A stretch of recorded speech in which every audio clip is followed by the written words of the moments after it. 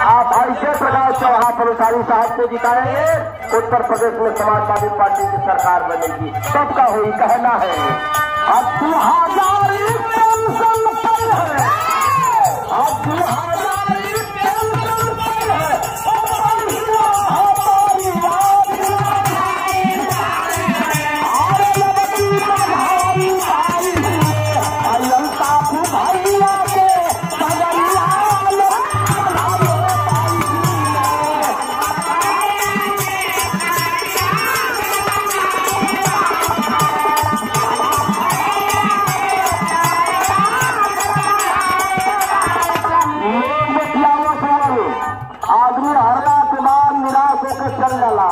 लेकिन हम लोग किसी कारणवश वोट कम दिए, उस पर भी आपने सम्मान किया, हमेशा आपने अपने जनता के बीच में रहने का काम किया।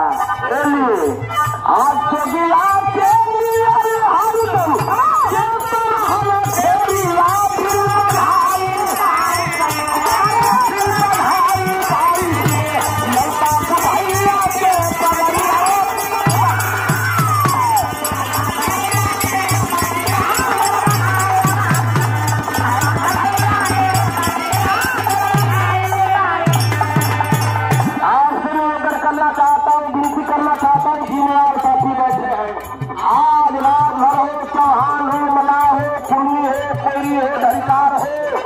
सारे लोग मन बना लिए हैं।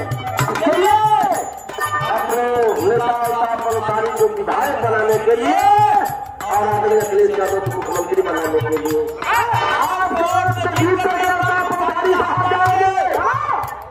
तो उत्तर प्रदेश में समाजवादी पार्टी का गठन होगा।